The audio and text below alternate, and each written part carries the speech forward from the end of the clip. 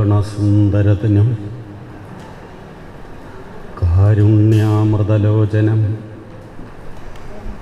താരുണ്യനിത്യബോധായ ശ്രീനാരായണ ഗുരും ഭജി. നമ ശ്രീനാരായണ ഗുരുദേവ മഹാത്മനി അവതാരവരിഷ്ഠായ പൂർണ്ണബ്രഹ്മസ്വരൂപിണി.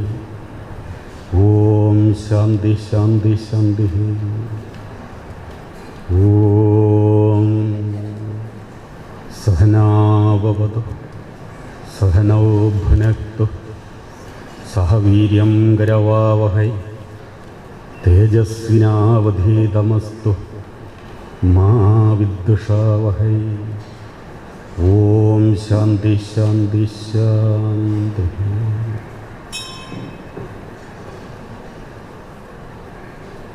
ഗുരുപാദങ്ങളിൽ പ്രണമിച്ചുകൊണ്ട് ഗുരുവിൻ്റെ ശിഷ്യപ്രശിഷ്യ പരമ്പരയെ സ്മരിച്ചുകൊണ്ട്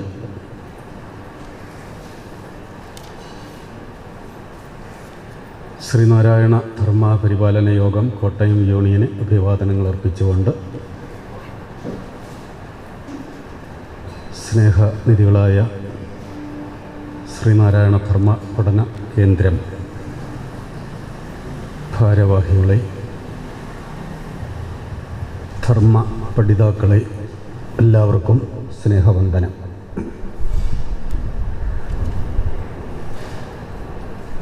നമുക്ക് നേരെ കാര്യത്തിലേക്ക് അങ്ങ് കടക്കാം.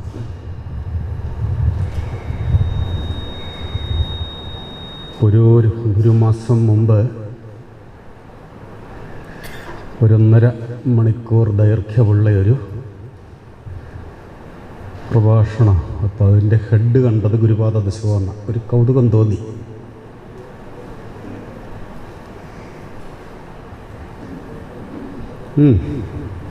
ഗുരുപാദ ദശകം 2-3 വട്ടം കേട്ടതിനകത്ത് അത്രയേ ഉള്ളൂ. കാര്യമായിട്ടൊന്നും അതിനകത്ത് ഇല്ലായിരുന്നു. ഒരു കൊച്ചുകുട്ടി പറയുന്നതിൽ പോലും നമുക്കെന്തെങ്കിലും ഉൾക്കൊള്ളാൻ കാണും. അതുകൊണ്ട് അങ്ങനെയൊക്കെ ശ്രദ്ധിക്കുന്ന ഒരു ശീലമുള്ളത് കൊണ്ട് നോക്കിയതാണ്. അപ്പം ആദ്യമായി ഒന്ന് ചിന്തിക്കാം. അധികം ഗുരുവിനെ പറ്റി ആശാൻ എഴുതിയിട്ടില്ല, അതിനിട വന്നില്ല.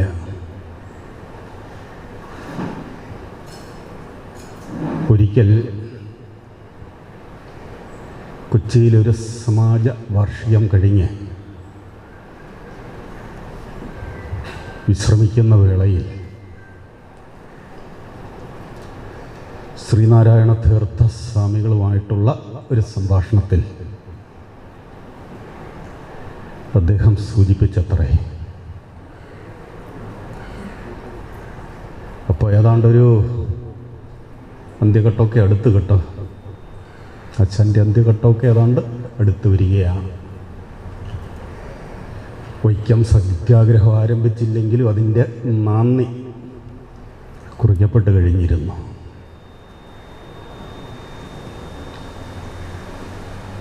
അപ്പോൾ അവിടെ ആശാൻ തൻ്റെ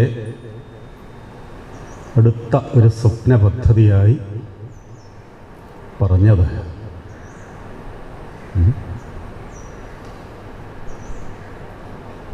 ശ്രീനാരായണ ചരിതം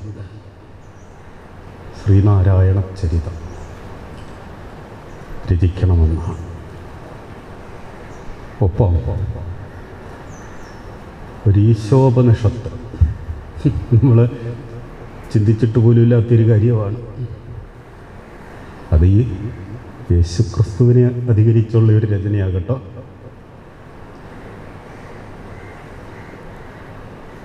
അപ്പോൾ ആ മൂശയിൽ എന്തെല്ലാം ഒരുങ്ങി ഇരുന്നിരുന്നു, പക്ഷെ അത് വെളിവാകാൻ പറ്റിയില്ല. ഒരുപക്ഷേ ശ്രീബുദ്ധ ചരിതം അദ്ദേഹം എഴുതിയത് ഈ ശ്രീനാരായണ ചരിതം രചിക്കാനുള്ള ഒരു റിഹേഴ്സലായിട്ടായിരിക്കാം. ഇപ്പം വിവേകാനന്ദ സ്വാമികളുടെ ഈ രാജയോഗമൊക്കെ വിവർത്തനം ചെയ്തിട്ടുണ്ട്. അപ്പം അതേപ്പറ്റി സച്ചിദാനന്ദ സ്വാമി പറഞ്ഞു തന്നത്, വിവേകാനന്ദ സ്വാമികളുടെ ഇംഗ്ലീഷിനൊരു താളം ഉണ്ടായിരുന്നു. പറയുന്നതെല്ലാം മലയാളമാണെങ്കിലും ആ ഭാഷയുടെ ഒരു പ്രയോഗമുണ്ടല്ലോ, ചിലതിനൊരു താളമുണ്ട്. മാത്രമല്ല അത് നമ്മുടെ മനസ്സിലേക്ക് അങ്ങ് ഇറങ്ങുകയും ചെയ്യും. ഉറക്കം തൂങ്ങില്ല കേട്ടോ, ഉറക്കം വരില്ല, ഉണർന്നിരിക്കും അത് കേട്ട് കഴിയുമ്പോൾ.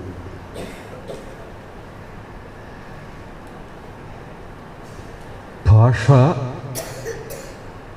പരിജ്ഞാനത്തിനത് പുഷ്ടിപ്പെടുത്തുന്നതിന് വേണ്ടിയാണ് ആശാൻ ആ തർജ്ജമയൊക്കെ നടത്തിയതെന്നാണ്. അതെല്ലാം ഒരു പഠനത്തിൻ്റെ ഭാഗം, അതൊക്കെ ഒരു സാധന തന്നെയായിരുന്നു. അപ്പോൾ ആശാൻ്റെ ഒരു പ്രത്യേകത, ഈ ക്ഷണിക കവിയായിരുന്നില്ല.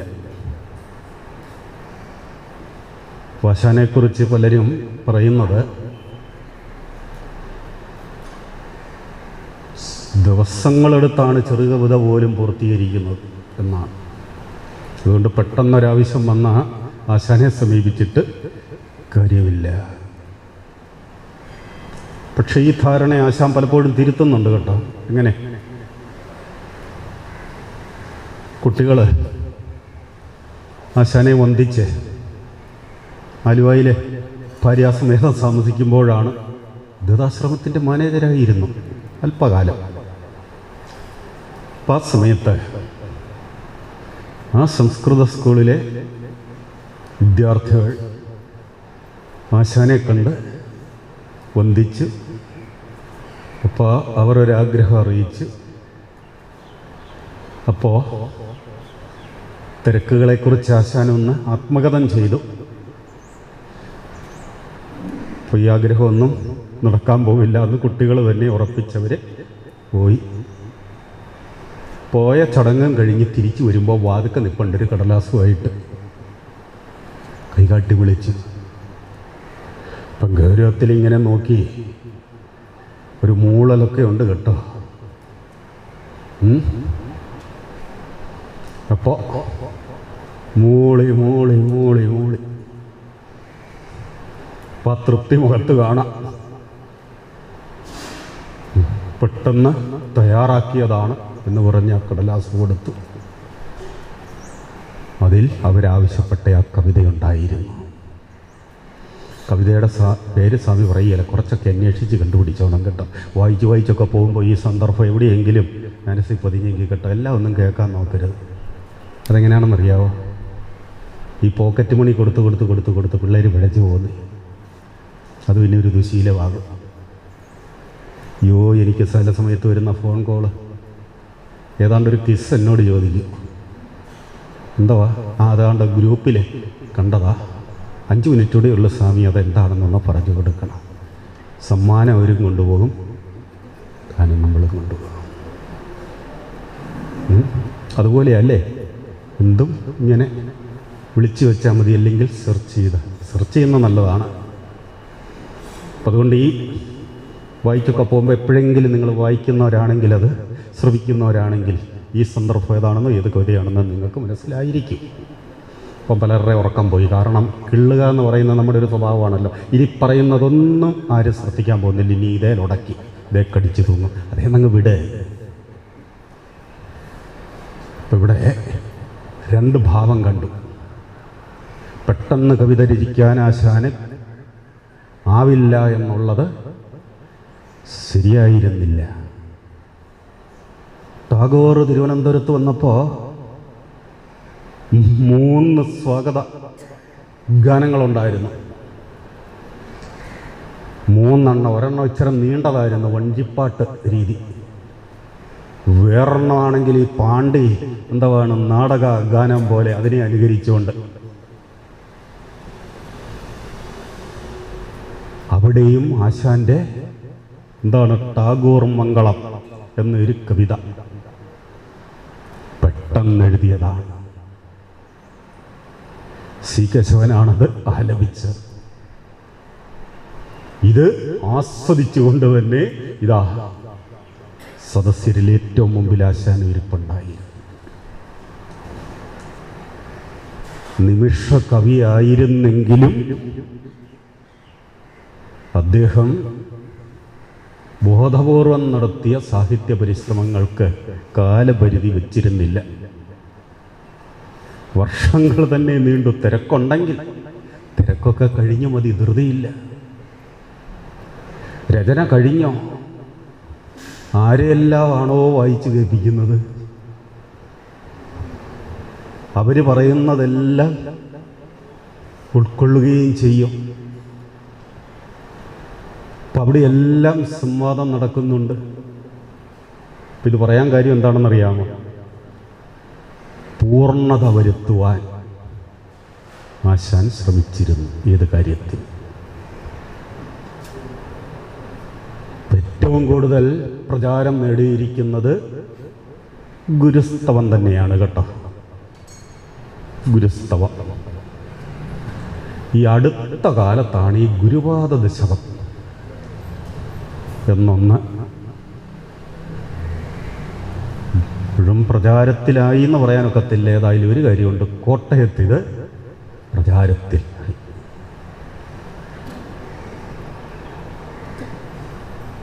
ഇതിൽ ഗുരുപാദ ദശകമാണ് ആദ്യം രചിക്കപ്പെട്ടത്. ഇപ്പം ചിലരൊക്കെ പറഞ്ഞു കേൾക്കുന്നുണ്ട് ഇത്രാം ജന്മദിനം പ്രമാണിച്ചെഴുതിയാണെന്ന്. ഒരു വാസ്തവവും ഇല്ല അതിനകത്ത് കേട്ടോ. ഇത് രചിച്ചത് എന്നാണെന്ന് കൃത്യമായി പറയാൻ പറ്റത്തില്ല. തെളിവില്ലാത്ത കാര്യം നമ്മൾ എന്തിനാ പറയുക?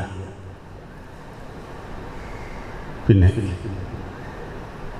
സാക്ഷാൽ ശിവലിംഗദാസ സ്വാമികളുടെ നോട്ട് ബുക്കിലാണ് ഇത് കിടന്നത്. നോക്കണം, അതിലെഴുതിയിരിക്കുന്ന കുമാരനാശാനെന്നോ ഒന്നുമല്ല, കുമാരസ്വാമികളാൽ രചിക്കപ്പെട്ടത് എന്ന് പറയുമ്പോൾ ഇവരൊന്നിച്ച് സഹവസിച്ചത്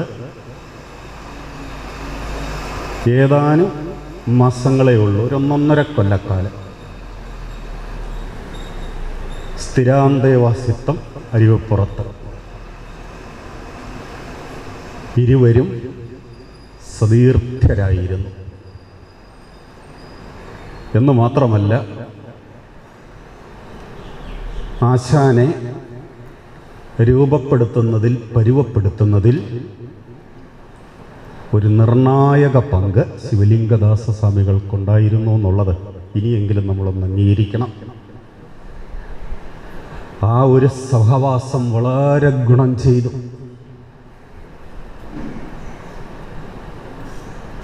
അത്ര നല്ലൊരു ശിക്ഷണമാണ് ശിവലിംഗദാസ സ്വാമികളിൽ നിന്നും ആശാന് ലഭിച്ചത്. അപ്പം അവിടുന്ന് അരുവിപ്പുറത്തേക്ക് വന്നത് പലരും ധരിച്ചിരിക്കുന്നത് പോലെ പെട്ടെന്ന് ഈ അവതരണമൊക്കെ കേട്ടാ, വായിച്ചൊക്കെ കേട്ടാ, പെട്ടെന്ന് യാദൃച്ഛമായിട്ട് കോലത്തൂരെ വെച്ച് കണ്ടു. ഇനി അല്ലെങ്കിൽ അച്ഛൻ കൂട്ടിക്കൊണ്ട് എന്താണ് ഗുരുസ്വാമി ഒന്ന് കാണിക്കാൻ വേണ്ടിയിട്ട് എവിടെയാണ് ഒരു കോലത്തുകര ചെന്നു. കുട്ടിയെ കണ്ടു. അവിടെ വെച്ചൊരു സമസ്യ പറഞ്ഞു കൊടുത്തു. എന്ത് കുട്ടിയുടെ കവിതാവാസന ഒന്നിളക്കാനായിരിക്കുക. ആ ശ്ലോകം പ്രസിദ്ധമാണില്ലേ? കോലത്തുകര കുടികൊണ്ടരുളും. ക്ഷണനേരം തന്നെ ആ കുട്ടി, പ്രിയമുള്ളവരെ, അതൊരു കുട്ടിയായിരുന്നില്ല, യുവത്വത്തിലേക്ക് അവിടുന്ന് പ്രവേശിച്ചു കഴിഞ്ഞിരുന്നു. 18 വയസ്സ് പിന്നിടുന്ന സമയത്താണ് ഈ സംഭവം നടക്കുന്നത്. 14-ാം വയസ്സിൽ അധ്യാപകനായി നിയമനം കിട്ടിയ മഹാനാണ്. 15 വയസ്സ് തികയാഞ്ഞതുകൊണ്ട് ആ നിയമത്തിന് സാധുതയില്ലാതെ പോയതുകൊണ്ട് പിരിയേണ്ടി വന്നു. പഠിച്ച സ്കൂളിൽ തന്നെ അധ്യാപകനായി നിയമിക്കുക. അങ്ങനെ നിയമിക്കാനിട വന്നത് എന്തുകൊണ്ടാണ്? നമ്മളാരും ഒരുപക്ഷേ കേട്ടിട്ടില്ലാത്ത ഒരു പേര് പറയുകയാണ്, സി കൃഷ്ണപിള്ള. കേൾക്കേണ്ട കാര്യവുമില്ല, കേട്ടിട്ട് കാര്യവുമില്ല. സി കൃഷ്ണപിള്ളമാർ പലരുണ്ട് കേട്ടോ. നമ്മൾ പറയുന്ന സി കൃഷ്ണപിള്ള ഒരു യഥാർത്ഥ സമുദായ പരിഷ്കർത്താവായിരുന്നു. അതുകൊണ്ടാണ് ആരും അറിയാതെ പോയത്. അദ്ദേഹം ഒരു സാത്വികാത്മാവായിരുന്നു, സ്കൂൾ പരിശോധകനായിരുന്നു എന്ന് പറഞ്ഞ ഇൻസ്പെക്ടർ. അദ്ദേഹമാണ് കേരളീയ നായർ സമാജത്തിൻ്റെ സ്ഥാപകൻ. ആ കേരളീയ നായർ സമാജത്തിൻ്റെ ഒരു യോഗത്തിലാണ് യാദൃച്ഛികമായി ഇതുവഴി വന്ന ഗുരുദേവനെ പ്രത്യേകം ക്ഷണിച്ച് അതിൽ സംബന്ധിപ്പിച്ചതും അനുഗ്രഹവാക്ക് പറയിപ്പിച്ചതും. അത് കുമാരനാശൻ എഴുതിയ ജീവിത ചരിത്രത്തിൽ പറയുന്നുണ്ട്. കേരളീയ നായർ സമാജം അതിനു മുമ്പ് മലയാളി സഭയായിരുന്നു കേട്ടോ. കാട് കയറുമല്ല, ഇതെല്ലാം തമ്മിൽ പരസ്പര ബന്ധമുണ്ട്. കാട് കയറുമല്ല കേട്ടോ, തുറച്ച് നോക്കാൻ തുടങ്ങി. ഗുരുത്വാദ ദശകം കേൾക്കാനിരിക്കുമ്പോൾ നോക്കണം. അദ്ദേഹം ഈ ഗുരുസ്വാമിയെ, അതും അതിൻ്റെ ഒരു സമ്മേളനം നടക്കുകയാണ്, ക്ഷണിക്കപ്പെട്ട ആളല്ല. കോട്ടയത്ത് സ്വാമി എത്തിയിരിക്കുന്നു എന്നറിഞ്ഞ് വന്നു വരവേറ്റ് ആഗ്രഹം ഉണർത്തിച്ച് ഗുരു അങ്ങോട്ട് പോകണമെങ്കിലോ അതുപോലെ താല്പര്യവും വാത്സല്യവും ഇതിനോടുണ്ടായിരിക്കണം. ഈ കേരളീയ നായർ സമാജത്തിൽ പങ്കെടുത്തതിനെ ഉദ്ദേശിച്ചാണ് ചിലരൊക്കെ ഗുരുദേവനാണ് NSSന് കൊളുത്തി എന്നൊക്കെ ഈ തെറ്റിദ്ധരിച്ചിരിക്കുന്നതില്ലേ. നമുക്ക് പിന്നെ ഒരു കുഴപ്പമുണ്ട്. ഗുരുവിൻ്റെ പടവും വെച്ച് എന്തെഴുതി വിട്ടാലും അന്നേരെ വായിച്ചു പോലും നോക്കുകയില്ല. എന്തുവാണ് ഷെയർ ചെയ്ത് കഴിയും അല്ലേ? സത്യം പറഞ്ഞാൽ പ്രബുദ്ധതയുടെ ലക്ഷണമല്ല ഇത് കേട്ടോ.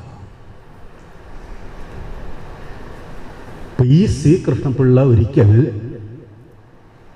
കായിക്കര സ്കൂളിലെ പരിശോധനയ്ക്കായിട്ട് വരുമ്പോൾ അദ്ദേഹത്തിന് സ്വാഗതം ഓതിക്കൊണ്ടൊരു കവിത വായിച്ചു അന്നത്തെ കുമാരി. ആ കവിത കേട്ടപ്പോൾ തന്നെ അദ്ദേഹത്തിന് മനസ്സിലായി ഇത് നിസ്സാരനല്ല. അവിടെ വെച്ച് തന്നെ ഒരു സ്പെഷ്യൽ ഉത്തരവ് ഇട്ടിട്ട് പോയി. അസാധാരണ. അന്ന് സ്വയം നിയമനാധികാരമുണ്ട് ഇതുപോലുള്ള, ഇന്നത്തെ പോലല്ല, സ്വയം നിയമനാധികാരമുണ്ട് ഇതുപോലുള്ള പോസ്റ്റുകൾക്ക്. അവിടെ വെച്ച് തന്നെ ആ വിദ്യാർത്ഥിക്ക് അവിടെ തന്നെ അധ്യാപകനായി നിയമനം കൊടുക്കാൻ ഉത്തരവിടണമെങ്കിലോ വിദ്വാനേവ വിജ്ഞാജാതി, വിദ്വജ്ജന പരിശ്രമം, വിദ്വാനെ അറിയുവാൻ ഒരു വിദ്വാന് മാത്രമേ സാധിക്കൂ. അങ്ങനെയാണ് നിയമനം കിട്ടിയത്. പക്ഷേ നിയമന ഉത്തരവ് വേണ്ടി വന്നപ്പോൾ അവിടെ നിയമ സാങ്കേതിക തടസ്സം ഉണ്ടായി. ഈ കേരളീയ നായർ സമാജത്തിലൂടെയാണ് നായർ സമുദായത്തിലെ പരിഷ്കരണ പ്രക്രിയകൾ ആരംഭിക്കുന്നത്. ഒത്തിരി ദുരാചാരങ്ങളെയൊക്കെ മാറ്റിയത് ആ കേരളീയ നായർ സമാജത്തിലൂടെയാണ്. 1904 നായർ റെഗുലേഷൻ എന്ന് പറഞ്ഞാൽ നായന്മാരുടെ എന്താണ് ദായക്രമം മാത്രമല്ല, പല കാര്യങ്ങളും ഉണ്ട്. അനന്തരാവകാശമൊക്കെ സംബന്ധിച്ച് ഒരു നായർ റെഗുലേഷന് വേണ്ടി അവർ ശ്രമം തുടങ്ങി.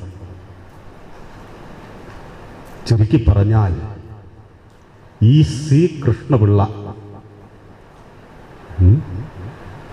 ഈ സി കൃഷ്ണപിള്ള കുമാരനാശാന് ഒരു മാതൃകയായിരുന്നു. പല കാര്യങ്ങളിലും ആശാൻ ഫോളോ ചെയ്തത് അദ്ദേഹത്തിൻ്റെ ആശയഗതികളെയാണ്. അപ്പം നോക്കൂ, ഇതുപോലെ ആശാനെയും പലരും ഫോളോ ചെയ്തിട്ടുണ്ട് അല്ലേ? ഇങ്ങനെ അന്യോന്യം കൊണ്ടും കൊടുത്തും ഒക്കെയാണ് ഒരു സമൂഹം രൂപപ്പെട്ടു വരുന്നത്. നമ്മളെങ്ങനെയാണ് എല്ലാം നമ്മളിലൂടെ എല്ലാം നമ്മൾ ആ ചിന്താഗതി ഉള്ളപ്പം നമുക്ക് പൂർണ്ണമായിട്ട് ഇത് മനസ്സിലാക്കാൻ പറ്റില്ല. മമതാരഹിതാത്മാവല്ലേ ഗുരു അല്ലേ? മമത ഇല്ലാത്തത് കൊണ്ടാണ് എല്ലാത്തിനെയും ഒന്നായിട്ട് കാണാൻ പറ്റിയത്. നമുക്ക് മമതയുള്ളത് കൊണ്ട്, സ്വജന മമതയുള്ളത് കൊണ്ട് നമുക്ക് അപ്പുറത്തോട്ട് പോകാൻ പറ്റുന്നില്ല. ഇത്രയേ ഉള്ളൂ. ഇനി ഏതാണ്ട് കുട്ടിക്കാലത്ത് ആണ് ഗുരു കുമാരൂരെ കാണുന്നത്. അത് ഒരു പരിധി വരെ ശരിയാണ്. കായിക്കരയുടെ പ്രത്യേകത എന്താണ്? വർക്കലയിൽ നിന്ന് എന്നാ ദൂരമുണ്ട്? നെടുങ്കണ്ട തൊട്ടപ്പുറത്താണ് കായിക്കര. നെടുങ്കണ്ടയുടെ പ്രത്യേകത എന്തുവാ? നെടുങ്കണ്ടമല്ല കേട്ടോ, നെടുങ്കണ്ട. നെടുങ്കണ്ടയുടെ പ്രത്യേകത എന്താണ്? ഗുരുദേവൻ്റെ അച്ഛൻ്റെ നാട്. ചെമ്പഴന്തി അമ്മയുടെ നാടാണെന്ന്. അയ്യോ, ഇതൊക്കെ മനസ്സിലാക്കി പോണം കേട്ടോ. ഗുരുപാദ ദശകത്തിലേക്ക് നമ്മൾ കടക്കുകയാണ്.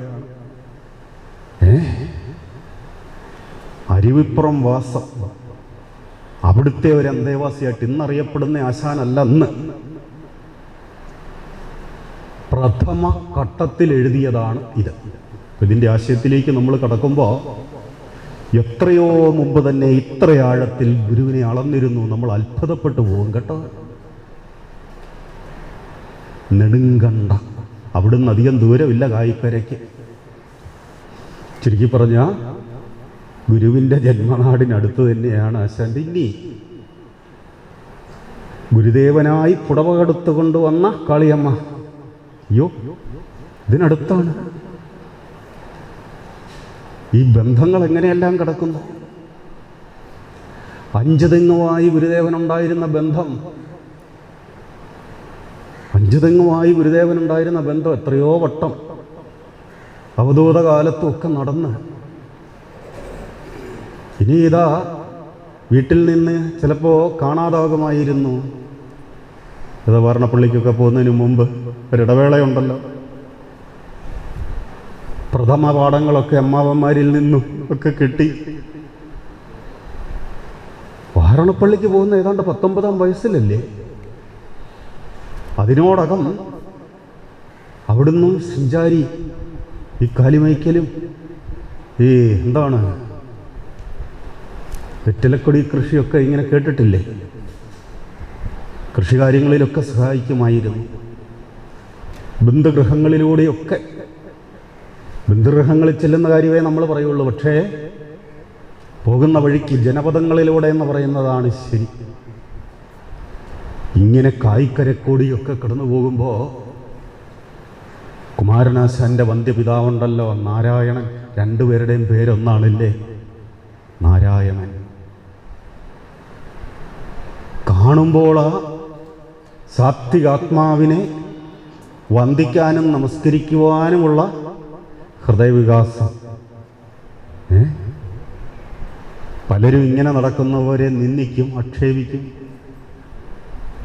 വന്ദിച്ച് വീട്ടിലേക്ക് ക്ഷണിക്കുവാനുള്ള ആ കണ്ണ് നാരായണനുണ്ടായിരുന്നു ആശാന്റെ പിതാവിന്. അങ്ങനെ ഒരു വേള ക്ഷണിക്കപ്പെടുന്നു, വീട്ടിലേക്ക് ചെല്ലുന്നു. ഇങ്ങനെ എത്ര വട്ടമൊക്കെ ചെന്നിട്ടുണ്ടെന്നുള്ളത് നമുക്ക് കൃത്യതയൊന്നുമില്ല കേട്ടോ. ഏതായാലും ഇടവേളകളിലൊക്കെ ആ സമ്പർക്കത്തിന് സാഹചര്യം ഉണ്ടായിരുന്നു എന്ന് നമുക്ക് വിശ്വസിക്കാം, ധൈര്യമായിട്ട് വിശ്വസിക്കാം. ഒരു വേള ചെല്ലുമ്പോൾ പരീച്ച് കിടക്കുകയാണ് കുമാരി. കിടപ്പിൽ തന്നെയാണ് ഗുരുവിനെ വന്ദിച്ചത്. ആ കുട്ടിയെ പരിശോധിച്ച് ആ കുട്ടിക്ക് വേണ്ട കഷായങ്ങളൊക്കെ നിർദ്ദേശിച്ച് അനുഗ്രഹിച്ചാണ് മടങ്ങിയതത്രേ. സൂക്ഷ്മദൃക്കായിരുന്ന ആ കുട്ടിക്ക് ഇങ്ങനെയൊരു യോഗിയെ കാണുമ്പോൾ അങ്ങോട്ട് മനസ്സൊട്ടുക സ്വാഭാവികമാണ്. മാത്രമല്ല അദ്ദേഹത്തിൻ്റെ വായന എന്തൊക്കെയായിരിക്കും വായിച്ചു കൂട്ടിയത് എന്ന് പറയുമ്പോൾ, ആ നാട്ടിൽ അങ്ങനെ വായിക്കാനുള്ള സദ്ഗ്രന്ഥങ്ങൾ അന്നത്തെ കാലത്ത് ലഭ്യമായിരുന്നു, വീട്ടിലും കുറേയൊക്കെ ലഭ്യമായിരുന്നു എന്ന് പറയുമ്പോൾ അമ്മയും അച്ഛനും ഒക്കെ അപ്പം വെളിച്ചം നേടിയവരായിരുന്നു. സ്വന്തമായി ഗീത വീട്ടിൽ സൂക്ഷിച്ചിരുന്നു എന്നതിനൊരു ലക്ഷ്യമുണ്ട്. ഒരിക്കലൊരു അയൽക്കാരി, ആ പ്രദേശത്തുകാരിയായ ഒരു മീൻകാരി കാളിയമ്മയെ വിളിക്കുന്നു.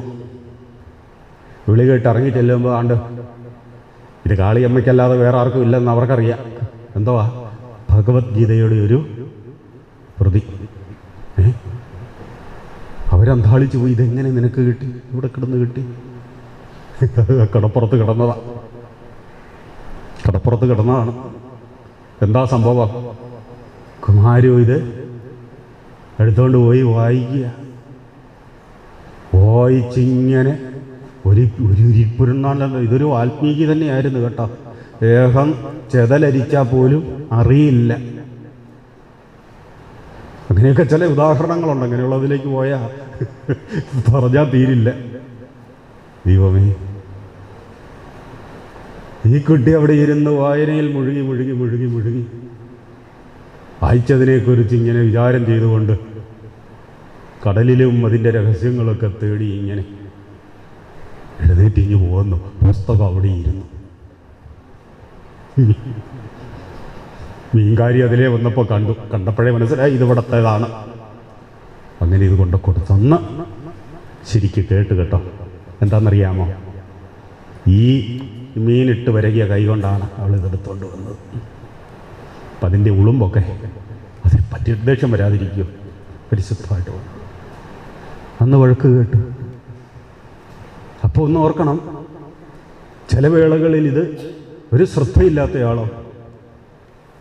ഒരിക്കലെന്താണ്, വെളിയിൽ അച്ഛൻ എന്തോ ഒരു ഗൃഹകാര്യത്തിനായിട്ട്, ആരോ രണ്ടോ ബന്ധുജനങ്ങളും ഉണ്ട് അവിടെ, എന്തോ ഒരു കാര്യത്തിനായിട്ട് കുമാരുവിനെ വിളിച്ചു. കുമാരു ഉറക്കത്തിലായിരുന്നു. പെട്ടെന്ന് എഴുന്നേറ്റ് വന്നു. കുമാരനെ ആര് അമ്പരപ്പോടെ എല്ലാവരും ഒന്ന് നോക്കിയിട്ട് പിന്നെ പൊട്ടിച്ചിരിച്ചു. കുമാരു അവനായി അടുത്ത അമ്പരം. ഇതെന്താ എല്ലാവരും ചിരിക്കുന്നത്? പിന്നെ പരിവരം ഏതാണ്ടൊക്കെ ഈ തൊടയിലൊക്കെ കുത്തിക്കയറാൻ തുടങ്ങിയപ്പോൾ പെട്ടെന്ന് എടുത്തുടുത്തതേ പായായിപ്പോയി. ആ പായ എടുത്തുടുത്തോണ്ടാണ് വന്നത്. ആശാൻ തന്നെ ഒരു സൗഹൃദ വേദിയിൽ പറഞ്ഞു ചിരിച്ച കാര്യമാണിത്. ഇവിടെ കാണേണ്ടത് അഗാധമായ വായന ഉണ്ടായിരുന്നു. വായിക്കാൻ പുസ്തകം ലഭ്യമായിട്ടുള്ളിടത്തെല്ലാം ആശാന്റെ സാന്നിധ്യമുണ്ടായിരുന്നു. ഒരിക്കലും അവിടുത്തെ ഈ നാട്ട് സാധാരണമായ വിനോദങ്ങളിലേക്ക് നീന്തലൊഴിച്ച് കേട്ടോ, വിനോദങ്ങളിലോ ഒന്നും ഈ യുവാവിനെ കാണുന്നില്ല. ഏകാന്തതയേറെ ഇഷ്ടപ്പെടുന്നു. കുറേ കാലം ഗുരുദേവൻ തന്നെ പ്രതിഷ്ഠിച്ച വക്കം വേലായുധനടയിൽ ശാന്തി ജോലി ചെയ്യുന്നു.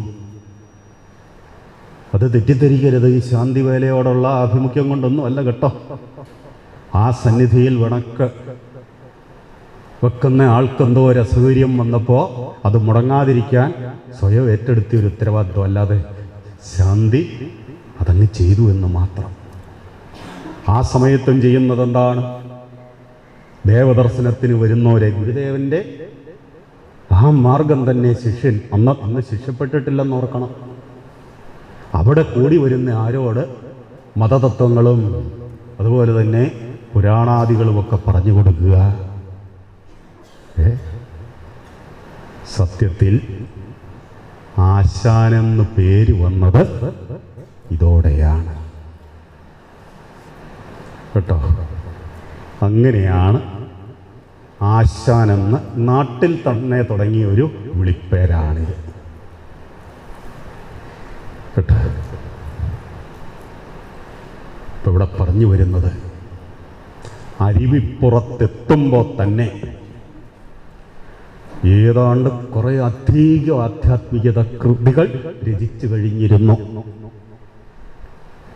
അത്രയും നമ്മളൊന്ന് വായിച്ച് മനസ്സിലാക്കണമെങ്കിൽ വ്യാഖ്യാതാവ് പറഞ്ഞു തന്നാൽ പോലും പാടാണ്. അത്ര ആഴമുണ്ട്, അത്ര ആഴമുണ്ട്. ആധ്യാത്മിക തത്വങ്ങൾ ഏറെക്കുറെ ഉൾക്കൊണ്ട് അതൊക്കെ സാധ്യായം കൊണ്ടാണെന്ന് മനസ്സിലാക്കണം. ആ രീതിയിൽ പരിപക്വനായ ഒരു യുവാവായിട്ടാണ് അരുവിപ്പുറത്ത് ചെല്ലുന്നത്. ഇതുവരെ വായിച്ചനുഭവം മാത്രം. ആശാനാണേൽ അത് ഭാവനയിൽ കാണാൻ പറ്റും. അങ്ങനെ ഒരു വ്യത്യാസമുണ്ട് കേട്ടോ. അങ്ങനെയുള്ള സങ്കല്പങ്ങളെല്ലാം മാറിപ്പോവുകയാണ് അരുവിപ്പുറത്തെത്തുമ്പോൾ. സാക്ഷാൽ ഗുരുസന്നിധി, അവിടുന്ന് അനുഭവിച്ചതിനെ പലപ്പോഴും സ്തുതിഗീതങ്ങളെന്ന് പറഞ്ഞാൽ ഈ പ്രാസം ഒപ്പിച്ചും പദങ്ങൾ ഒപ്പിച്ചും അങ്ങ് എഴുതി വിടുക അല്ലേ. ഇത് അങ്ങനെ എഴുതിയതല്ല. ഇപ്പം ഏതാണ്ടൊരു 1890 കാലത്ത് എന്ന് ഏറെക്കുറെ നമുക്ക് ഊഹിക്കാം. കാരണം ഡോക്ടർ പൽപ്പുവിൻ്റെ സവിധത്തിലേക്ക് ഗുരു കൊണ്ടയാക്കുന്നത് 1895 കാലത്താണ്. 1890 ശേഷം 95 ഇത് രചിക്കപ്പെട്ടു. അരുവിപ്പുറത്ത് പ്രതിഷ്ഠ കഴിഞ്ഞിരുന്നതിനൊന്നും ആശാൻ സാക്ഷിയായില്ല. അതിന് സാക്ഷിയായത് ശിവലിംഗദാസ സ്വാമികൾ മാത്രം. അപ്പം വിശ്വാസയോഗ്യമായ, നേരിട്ട് കണ്ടനുഭവിക്കുന്നതോളം തന്നെ വിശ്വാസയോഗ്യമായ പൂർവികർ പറഞ്ഞ വാക്കുകളെന്ന് ആശാൻ ഒരിക്കൽ സൂചിപ്പിക്കുന്നത്, ശിവലിംഗദാസ സ്വാമികൾ ഈ വക കാര്യങ്ങളൊക്കെ വിശദീകരിക്കുന്നത് കേൾക്കുമ്പോൾ നേരിട്ടനുഭവിക്കുന്നതിലും നല്ല അനുഭവമായിട്ട് കേൾക്കുന്നവർക്ക് തോന്നുമായിരുന്നു.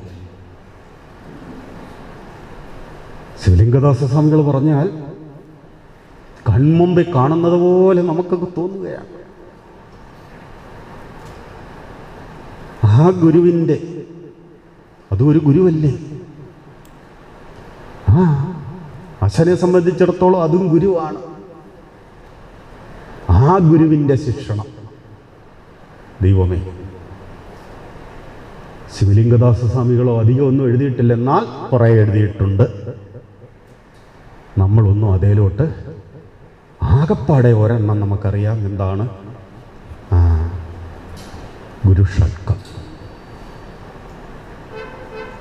ബാക്കിയൊക്കെ ഇങ്ങനെ അചുംബിതമായിട്ട് കിടക്കുകയാണ്.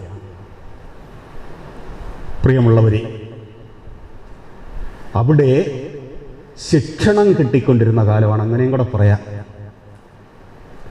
ഇങ്ങനെ ഒരാൾ ഇനി ഉപരിവിദ്യാഭ്യാസത്തിന് വെളിയിലോട്ട് പോകുമെന്നോ പോയി ഏതാനും വർഷങ്ങൾക്ക് ശേഷം തിരിഞ്ഞു വന്ന് ഇതുപോലൊരു സമുദായ നായകനാകുമെന്നോ നവോത്ഥാന നായകനാകുമെന്നോ പൗരപ്രമുഖനാകുമെന്നോ ആരും കരുതാത്ത, അവിടെ കൂടി വരുന്നവരല്ല കെട്ടിലും മട്ടിലും ഭാവത്തിലും കരുതുന്നത് ഇതും സ്വാമി തന്നെ. കുമാരസ്വാമി, ശിവലിംഗദാസ സ്വാമികളും ഈ കുമാരുവിനെ ആധ്യാത്മിക പന്താവിലൂടെ ചരിക്കുന്ന ഒരാളായിട്ടേ കണ്ടിരുന്നുള്ളൂ എന്നുള്ളതിൻ്റെ തെളിവാണ്. അങ്ങനെ കുമാരസ്വാമികളാൽ, എങ്ങനെയുള്ള കുമാരസ്വാമിയാണെന്ന് ഇത്രയും നേരം പറഞ്ഞതിൽ നിന്ന് ഏറെക്കുറെ മനസ്സിലായില്ല. ഗുരുപാദദശകം, ഗുരുപാദദശകം.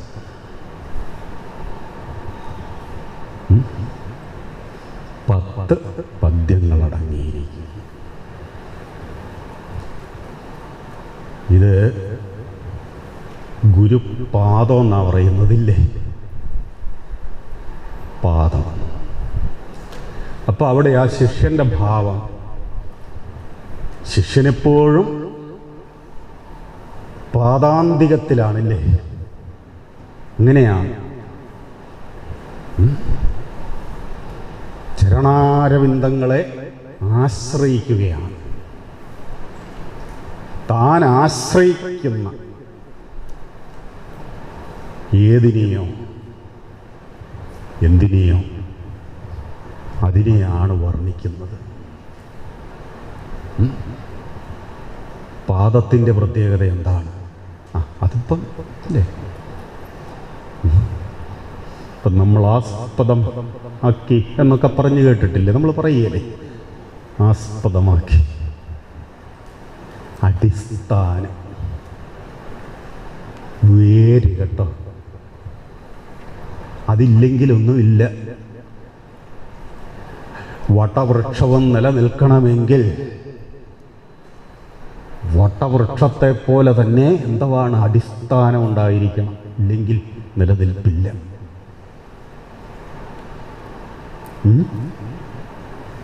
നമ്മൾ ഒരുപക്ഷെ ഗുരുക്കന്മാരായി കാണുന്നവർക്കൊന്നും ഈ വേര് കാണുകയില്ല, പാദം കാണുകയില്ല, അടിത്തറ കാണുകയില്ല, ആധാരം കാണുകയില്ല. അതുകൊണ്ട് ഈ ആധാരം എന്നൊക്കെ പറയുന്നത്, ഈ ആധാരം എന്ന് കേൾക്കുമ്പോൾ നെഞ്ചിടിക്കരുത്, അതല്ല. ആധാരമെന്ന് പറയുന്നത് കേട്ടോ, അയ്യോ, ഇപ്പൊ ശ്രുതാനാം എന്ന് പറയുന്നില്ലേ, എന്താ ആശ്രയിക്കുക അല്ലേ, ആശ്രയത്തിന് അർഹമാകുക എന്ന് പറഞ്ഞാൽ അതുപോലൊരു ഉറച്ച നില. ഉറച്ച നില എന്ന് പറയുമ്പോൾ എന്താ, കാർക്കശ്യ സ്വഭാവം എന്നാണോ അതിൻ്റെ അർത്ഥം? ഇടത്തോട്ടും വലത്തോട്ടും നോക്കാൻ അനുവദിക്കാതെ അങ്ങനെ നിർത്തുന്നതിനാണോ? അല്ല. ഇതെല്ലാം നമുക്കിനി മുന്നോട്ട് പോകുമ്പോൾ മനസ്സിലാവും. ഇപ്പൊ ഈ ശ്ലോകമെല്ലാം അവസാനിക്കുന്നത് ഗുരുപദം സുന്ദതം ഞാൻ തൊഴുന്നേ, ഗുരു ചരണയുഗം സുന്ദതം ഞാൻ തൊഴുന്നേ. ഈ പരിചയമുള്ള കാര്യം ഇങ്ങനെ ആവർത്തിക്കേണ്ട കാര്യമില്ലല്ലോ, നമുക്ക് ഏറെക്കുറെ അറിയാം. ഇപ്പം നോക്കൂ, കണ്ടറിഞ്ഞിട്ടാണ്, അനുഭവിച്ചിട്ടാണ് പറയുന്നത്. പ്രീതിക്കാളാകിൽ ഓരാതെ അഖില മഹിമയും ഭൂതിയും നൽകും ഏതോ ചൈതന്യം പൂണ്ടും അപ്രീതിയിൽ അപചയമുണ്ടാക്കിയും നിൽക്കാലെ ഏതിനും മൂലമല്ലോ ഗുരുകൃപ. അതിനാൽ ഭുക്തിയും മുക്തിയും മേൽ സാധിപ്പാനോർത്ത് നാരായണ ഗുരുപദം, ഗുരുപദം അമ്പിൽ ഞാൻ കുമ്പിടുന്നു. അല്ലെങ്കിൽ സന്തതം ഇങ്ങനെ അങ്ങ് തുറന്നു വരും, അത് നമുക്ക് കാണാം. ചുരുക്കി പറയാം, പ്രീതിക്കാളാകിൽ. അപ്പോൾ എന്താണ് പ്രീതി കിട്ടണമെങ്കിൽ എന്ത് വേണം? അതങ്ങ് സ്തുതിച്ചു കൊണ്ടാ മതി. അതൊക്കെ ഇവിടെയൊക്കെ ചിലപ്പോൾ നടന്നേക്കും കേട്ടോ. 10 പേര് വന്നെന്ന് പ്രീതി കിട്ടണമെങ്കിലേ. ഗുരുദേവൻ്റെ പ്രത്യേകത എന്തായിരുന്നു? ധർമ്മ സംസ്ഥാപകനാണ് കേട്ടോ. ധർമ്മം പണ്ടേ ഉണ്ട് കേട്ടോ, അത് എന്താണ് അനാദിയാണ്, പണ്ടേ ഉള്ളതാണ് കേട്ടോ. അത് ശാശ്വതമായതുകൊണ്ട് സനാതനധർമ്മം എന്നൊക്കെ പറയുന്നു. നമുക്കത് കേട്ടാൽ ചിലർക്ക് കഴിക്കുകയും ചെയ്യും, ചിലർക്ക് എന്താണ് എരിക്കുകയും ചെയ്യും, ചിലർക്കാണ് തുള്ളലും വരും. വിട്ട് ഇങ്ങനെയുള്ള മുൻവിധികളൊക്കെ കളാ. നേരാം വഴി കാട്ടി ഗുരു അല്ലേ? ആ രീതിയിൽ ഇതിനെല്ലാം അർത്ഥമുണ്ട്. ഗുരു ഉപയോഗിച്ച പദമാണ് മുൻവിധി പാടില്ല. അപ്പോൾ ധർമ്മ സംസ്ഥാപകനാണ് ശ്രീനാരായണ. ധർമ്മത്തെ അടിസ്ഥാനത്തിൽ പറയുവാണെ ധർമ്മ മർമ്മജ്ഞനാണ്. ധർമ്മം അന്നും ഉണ്ടായിരുന്നു, എക്കാലവും ധർമ്മം കാണും. പക്ഷേ ഇത് മനുഷ്യന് പ്രാപ്യമാകും വിധം, ഗുണകരമാകും വിധം, പ്രയോജനകരമാകും വിധം അതിനെ ആക്കുമ്പോഴാണ് ധർമ്മ സംസ്ഥാപനമാകുന്നത്. ധർമ്മ സംസ്ഥാപകനാണെങ്കിൽ, ധർമ്മമൂർത്തിയാണെങ്കിൽ ഒരു പ്രത്യേകത എന്താണ്? അവിടുന്ന് പ്രീതിപ്പെടണമെങ്കിൽ എന്തു വേണം? സ്തുതി പോരാ, സ്തുതി പോരാ. സ്തുതി കൊണ്ട് ഗുണമില്ലെന്ന് പറഞ്ഞില്ല, സ്തുതി പോരാ.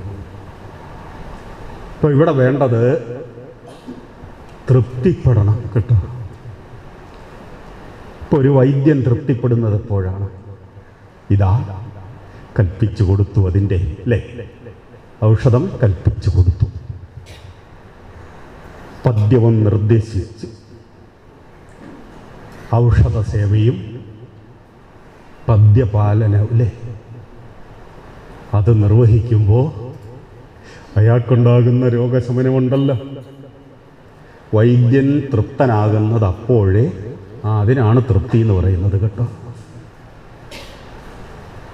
നമ്മളിപ്പോഴും താഴെ നിൽക്കേണ്ട, പ്രാർത്ഥിച്ചാൽ മതി, പ്രാർത്ഥിച്ചാൽ. അപ്പോൾ നമ്മളെല്ലാവരും അഭിമാനികളാക്കണ്ടോ? എൻ്റെ വീട്ടിൽ 4 ഫോട്ടോ ഉണ്ട്. അവരൊക്കെ മറ്റേ കയറി ചെല്ലുന്ന അവിടെ പ്രധാന വാതിലിന് മുകളിലേ വെച്ചിട്ടുള്ളൂ, ഞാനാണ് ഗേറ്റേലും വെച്ചിട്ടുണ്ട്. മോശമാണോ? ഇനി പുറകുവഴി പക്ഷേ ആരെങ്കിലും കയറി വരുവാണെങ്കിൽ അവിടെ ഇരിക്കട്ടെ. എന്നോളം വലിയ ഭക്തനുണ്ടോ? നോക്കൂ, എല്ലാ പ്രാർത്ഥനാ പുസ്തകവും ഞാൻ മേടിച്ച് വെക്കുന്നുണ്ട്.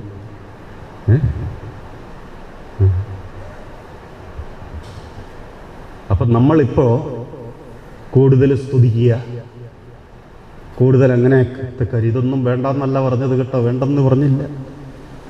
വ്യത്യാസം മനസ്സിലാകണമെങ്കിൽ ഇങ്ങനെ പറഞ്ഞു എന്ന് മാത്രമേ ഉള്ളൂ. തൃപ്തി, പ്രീതി, അത് തൃപ്തി. ഗുരു പ്രീതിപ്പെടുന്നത്. ഇപ്പം നോക്കൂ,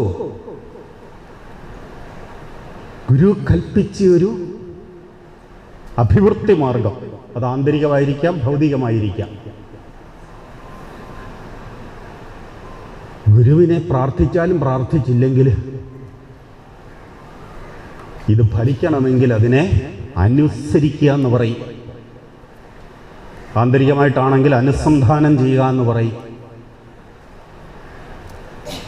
ഓരാതകില മഹിമയും ഭൂതിയും നൽകും. അപ്പോൾ ഇവിടെ ഓർക്കുക കൂടി വേണ്ട, യാചിക്ക വേണ്ട, അർത്ഥിക്ക വേണ്ട. ധർമ്മം ചെയ്താൽ അതിന് ഫലം സ്വഭാവേന ഉണ്ടാകും. ഇവിടെ നമ്മളെല്ലാവരും ഗുരുവിൻ്റെ പ്രീതിക്ക് പാത്രീഭവിക്കുകയാണ് വേണ്ടത്. ഗുരുവിൻ്റെ പ്രീതിക്ക് പാത്രീഭവിക്കുന്നതിലേക്ക് ഗുരുവിനെ ആശ്രയിക്കുന്നതിൻ്റെ പ്രഥമ പടിയൊക്കെയാണ് നാമസ്മരണം അല്ലേ, കീർത്തനം. പക്ഷേ ഒരിടത്ത് സൂചിപ്പിക്കുന്നത് പോലെ അപഹായ നിജം കർമ്മ,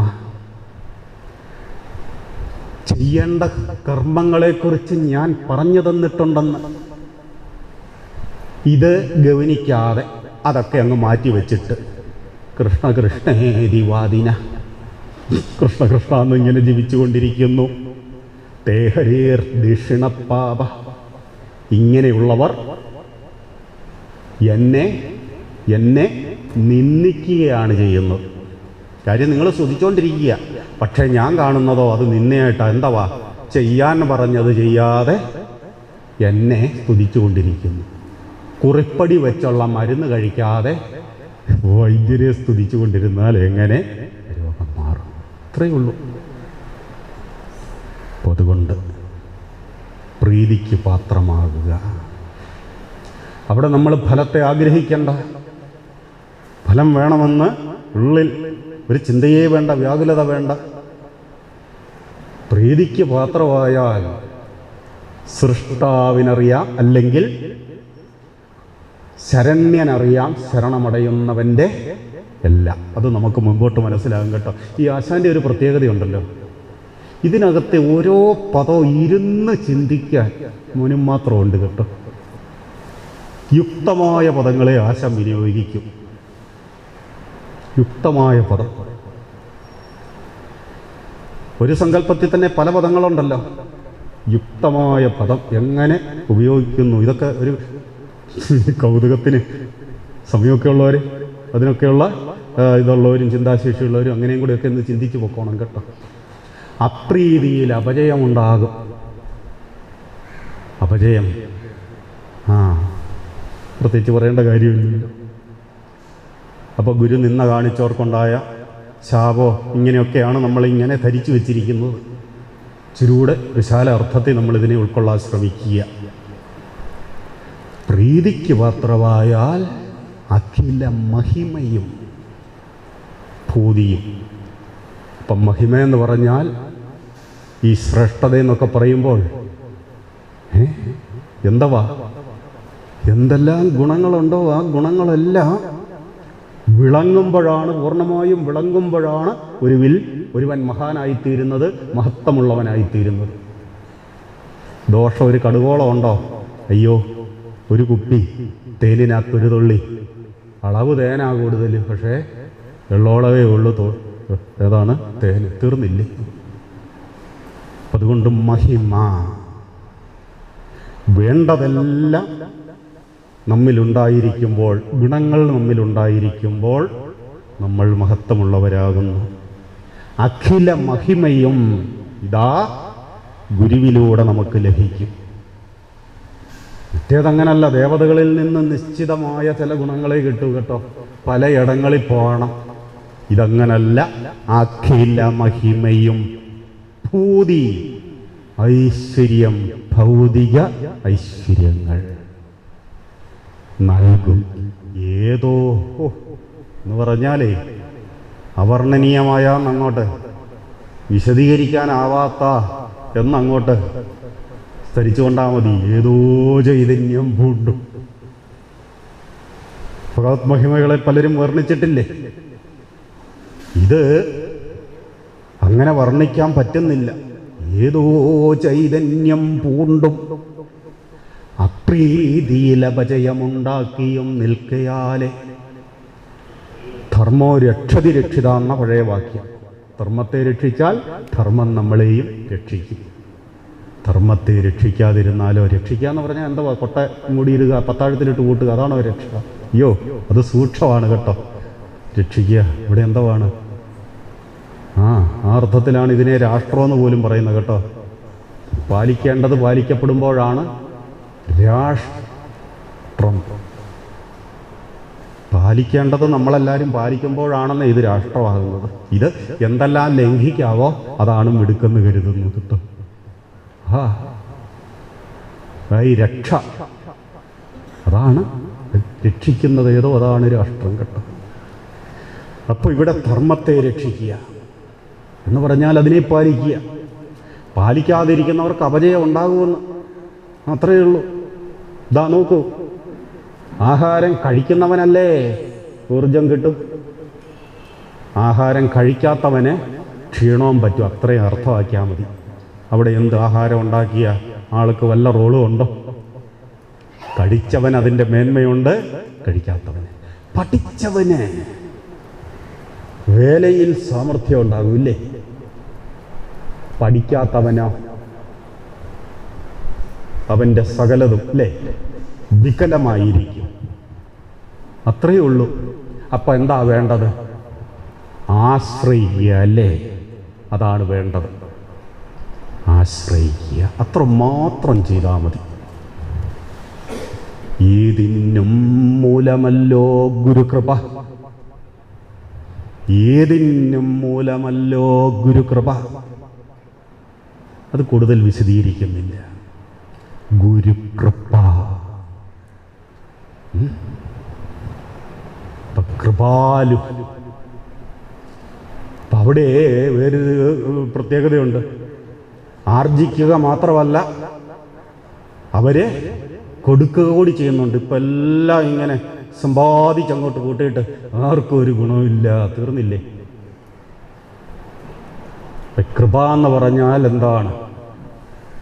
എന്തെല്ലാം നേടിയോ അത് ലോകോപകാരാർത്ഥ അതങ്ങോട്ട് വിടുമ്പോഴാണ്, ചൊരിയുമ്പോഴാണ് ഒരുവൻ കൃപാലുവാകുന്നത്.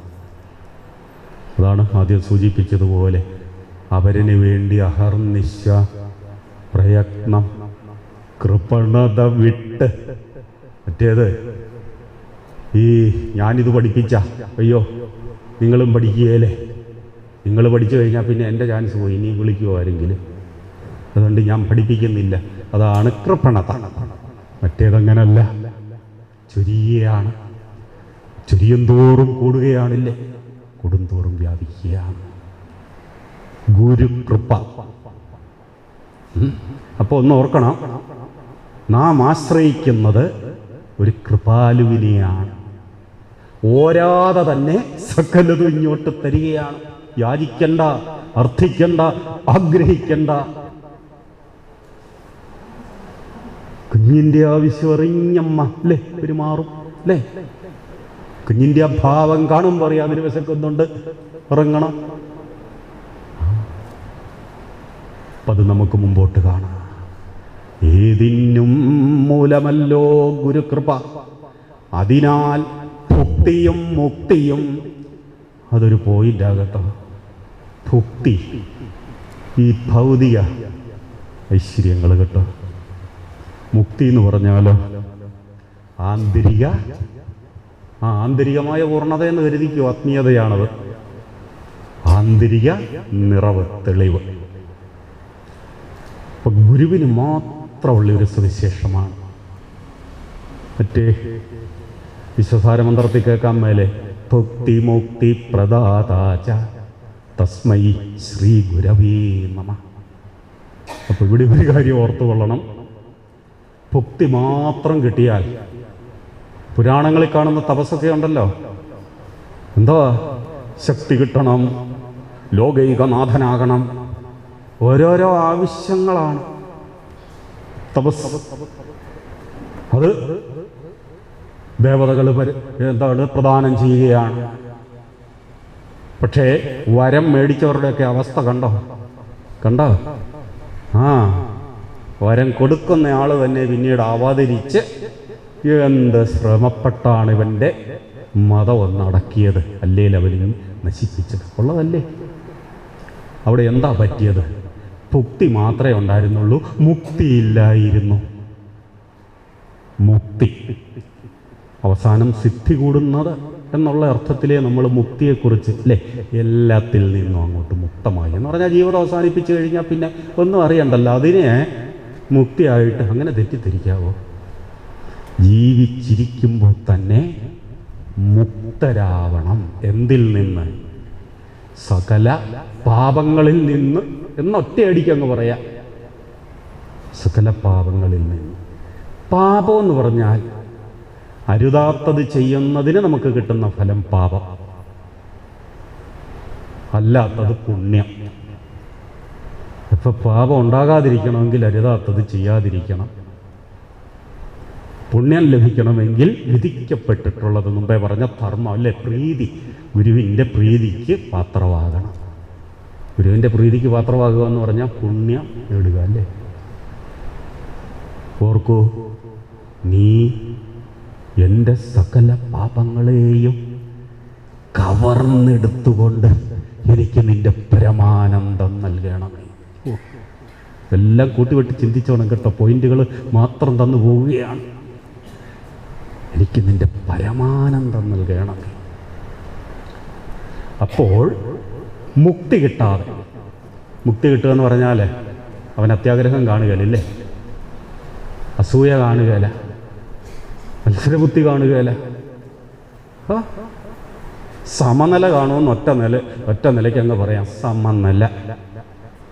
അതില്ലാത്തവന് ധനം കിട്ടിയാലോ 10 കിട്ടുകിൽ പിന്നെ 100 ഇങ്ങനെ അങ്ങ് പോകും. ഒരിക്കലും അവൻ്റെ ആഗ്രഹങ്ങൾ അവസാനിക്കുന്നില്ലെന്ന്. ഒന്നുകൊണ്ടും അവന് തൃപ്തി കിട്ടുന്നില്ലെന്ന്. അതുകൊണ്ട് ഭൗതിക ഐശ്വര്യം കിട്ടുന്നതിന് മുമ്പ് നമുക്ക് കിട്ടേണ്ടത് എന്താണ്? സത്യത്തിൽ മുക്തിയല്ലേ, മുക്തിയല്ലേ. അതാണ് പറയുന്നത്, കർമ്മം ചെയ്തിങ്ങ് അസംഗനായിരിക്കുക. ഇതൊക്കെ നമ്മൾ പ്രാർത്ഥിച്ചു പോകുന്നുണ്ട് കേട്ടോ.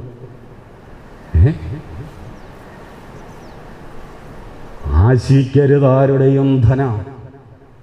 ഇങ്ങനെയൊക്കെയുള്ള ആ സന്ദർഭങ്ങളൊന്ന് ഓർത്ത് നോക്കുക. ഗുരു ഇപ്പം ചില ഗുളിക നമ്മൾ മേടിച്ച് തിന്നു, അയ്യോ പിന്നെ തളർച്ചയായി, വിയർക്കുന്നു, നീറ്റൽ. പക്ഷേ വിദഗ്ധനായ ഒരു ഡോക്ടർ മരുന്ന് തരുമ്പോൾ അതിൻ്റെ കൂട്ടത്തിൽ സൈഡ് എഫക്റ്റ് ഉണ്ടാകാതിരിക്കാനുള്ള, എരിയാതിരിക്കാനുള്ളതും തരികയല്ലേ. ഇവിടെ മാത്രമേ അതുള്ളൂ. ഭുക്തി തരുന്നതിനോടൊപ്പം മുക്തിയും കൂടി. ഈ മുക്തിയില്ലാതെ ഭുക്തി കിട്ടിയതിൻ്റെ ഉദാഹരണങ്ങളാണ് പുരാണങ്ങളിൽ കിട്ടിയ വരങ്ങൾ മുഴുവൻ. അപ്പം ഗുരു ആഗ്രഹിക്കുന്നത് എന്തും തരുമെന്ന് കരുതരുത് കേട്ടോ. നമ്മളങ്ങനെ പ്രതീക്ഷിക്കുക, പ്രലോഭിപ്പിക്കുക. കാരണം വഴിപാട് കൂടുതൽ നടക്കണ്ടായോ? അങ്ങനൊന്നും കരുതരുത്. ആദ്യം വേണ്ടത് മുക്തിയാണ്. അപ്പോൾ ആഗ്രഹിക്കേണ്ട, ഒരാതെ തന്നെ തന്നുകൊണ്ടിരിക്കുമെന്ന്. ഈ ഒരു വിശ്വാസത്തിലേക്ക് നമ്മൾ എത്തണമെങ്കിൽ കുറേ പിടിക്കും കേട്ടോ. കേട്ടുകൊണ്ടേയിരിക്കണം, ചിന്തിച്ചു കൊണ്ടേയിരിക്കണം. എന്തു വേണമെന്ന് നമ്മൾ ആഗ്രഹിക്കേ വേണ്ട. മുക്തനായാൽ ഓരാത് അഖില മഹിമയും ഭൂതിയും നൽകും എന്ന് പറഞ്ഞത് പാഴാണോ?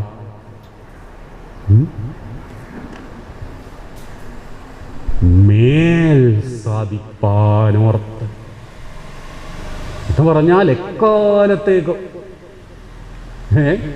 എന്താ ആജീവനാന്ത ഓഫറാകട്ടോ. ഇക്കാലം ആശ്രയിച്ചിരിക്കണം എന്ന് മാത്രം. ആശ്രയിച്ചാൽ വരുന്ന ഒരു ഗുണവും കൂടിയുണ്ട്. എന്താ? കൈ വിടില്ല അല്ലേ? കൈ അപ്പം നമ്മൾ ദൈവത്തിൻ്റെ കരമാണോ പിടിച്ചിരിക്കുന്നത്? ദൈവം നമ്മുടെ കരമാണോ? അതുകൊണ്ടല്ലേ കൈവിടാതെ എന്ന് പറയുന്നത്. മറ്റേത് നമ്മളെടുത്താൽ പോരെ, ഞാൻ വിടുകയില്ല എന്നാണോ പറയുന്നത്? പ്രിയമുള്ളവരെ, ആ ഒരു തിരിച്ചറിവ്, അതിനാണ് നമ്മളിങ്ങനെ സ്തുതിയിലൂടെയും പ്രാർത്ഥനയിലൂടെയൊക്കെ അത് ആ തത്വങ്ങളങ്ങ് ഓർക്കുന്നു എന്ന് മാത്രമേ ഉള്ളൂ. പ്രീതിക്കാളാകിൽ ഓരാതകില മഹിമയും ഭൂതിയും നൽകും.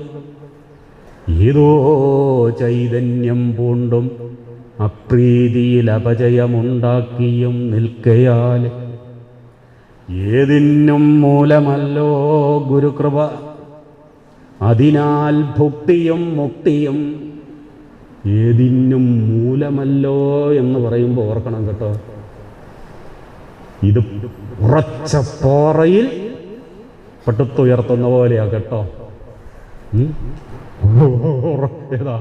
ഉറപ്പുണ്ട്, ഇളക്കമില്ല. നമുക്കൊരു ഉറപ്പുണ്ട്. അഖില മഹിമയും ഏത് കാര്യവും അതിൻ്റേതായ പൂർണ്ണതയിലാണ് നമുക്ക് ലഭിക്കുക. മഹിമ എന്ന് പറഞ്ഞാൽ എങ്ങനെയാണ്? സകല ഗുണങ്ങളുടെയും പൂർണ്ണത, സകല കുറവുകളുടെയും നിഷ്കാസനം. അങ്ങനെയും കൂടിയുണ്ട് കേട്ടോ. ഇതാണ്. അപ്പോൾ കൃപ, നമ്മളൊക്കെ ഗുരുശാപം എന്ന് പറയല്ലേ? അയ്യോ, അത് പറയാനേ നേരമുള്ളൂ. ഗുരുശാപം. സത്യത്തിൽ കൃപാലു എന്ന് പറഞ്ഞാൽ തന്നെ എന്താണെന്നറിയാമോ? അനുസരിച്ച്, അതാണ് അനുസരണം എന്ന് പറയുന്നത്. എങ്ങനെ സ്മരിച്ചില്ലെങ്കിൽ പോലും സ്തുതിച്ചില്ലെങ്കിൽ പോലും ഏതാണ് തന്നെ അനുവർത്തിച്ച. ഇനി അനുവർത്തിച്ചില്ലെങ്കിലോ കാത്തിരിക്കുക, അതിന് തെളിവുണ്ടാകും, വിളവുണ്ടാകും. അല്ലാതെ എന്നെ അനുസരിക്കാത്തവനെല്ലാം എന്താണ് നരകക്കുഴിയിൽ, ശാപവിടിയില്ല.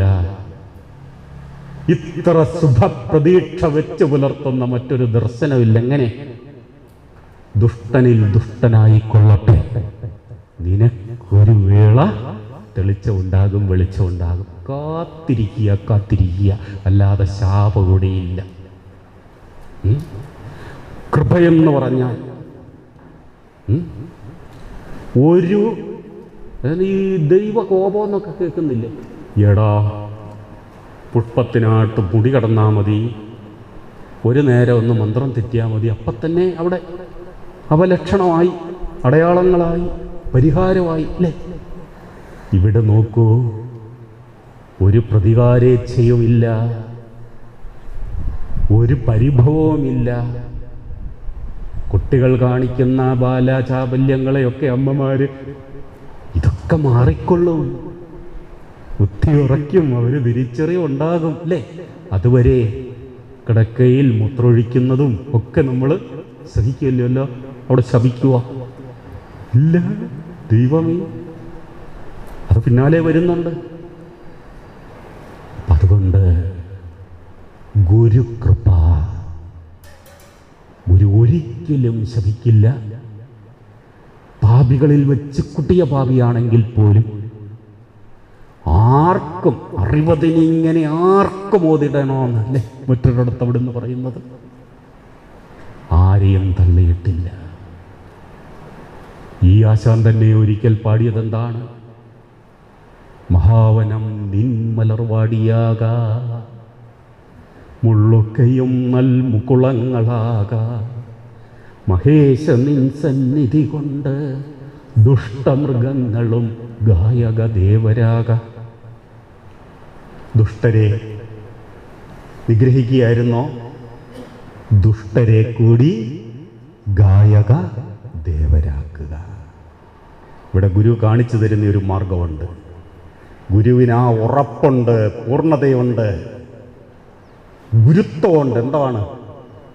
സകലതും പൂർണ്ണതയിൽ മുറ്റി നിൽക്കുന്ന അവസ്ഥയ്ക്ക് ഗുരുത്വം എന്ന് പറയും കേട്ടോ. എന്ന് പറഞ്ഞാൽ അവിടെ പൊള്ളയില്ലാന്ന്, പൂർണ്ണത എന്നാണ് അതിൻ്റെ അർത്ഥം. സകല ഗുണങ്ങളുടെയും പൂർണ്ണത. ഇവിടെ നമുക്കത് ആർജിക്കാൻ സാഹചര്യവശാൽ സാധിക്കില്ല എങ്കിലും നമുക്കെന്ത് ചെയ്യാം? കയ്യിൽ ചൂട്ടില്ലെങ്കിൽ ചൂട്ടുള്ളവരോടൊപ്പം നടന്നുകൂടെ? അതോ ചൂട്ട് പിടിക്കുന്ന ആൾക്ക് മാത്രമേ ഇത് പിടിച്ചിരിക്കുന്ന ഇയാൾ, അയാൾക്ക് മാത്രമേ ഞാൻ വെളിച്ചം കൊടുക്കുന്നുള്ളൂ എന്ന് പറയാ? ചൂട്ടെന്നാ മനുഷ്യനാണോ? പിന്തുടരുന്നവർക്കെല്ലാം അത് കണ്ട്, അതാണ് ആശ്രയിച്ചാൽ നല്ല വഴിയെ കൊണ്ടുപോകുക അല്ലേ? നമ്മളെ ബുദ്ധി തെളിച്ച് നല്ല വഴിയെ കൊണ്ടുപോകുക, അല്ലാതെ നമ്മളല്ല പോകുന്നത്, നയിക്കപ്പെടും നമ്മൾ. അപ്പം അതിനെല്ലാവരും പാത്രീഭവിക്കുകയാണ്. അപ്പോൾ ലക്ഷ്യം വേണം. ഗുരുവിനെ എങ്ങനെയുള്ളടവാണ് ഇവിടം, ഗുരുപാദങ്ങൾ എങ്ങനെയുള്ളവടവാണ്, എന്തുദ്ദേശത്തിലാണ്, ലക്ഷ്യത്തിലാണ് നമ്മളിതിനെ സമീപിക്കേണ്ടത്? ആശ്രയിക്കുമ്പോൾ ഉണ്ടാകുന്ന ഗുണം അല്ലേ? നല്ലൊരു ലക്ഷ്യബോധം പകരുന്ന വാക്കുകൾ.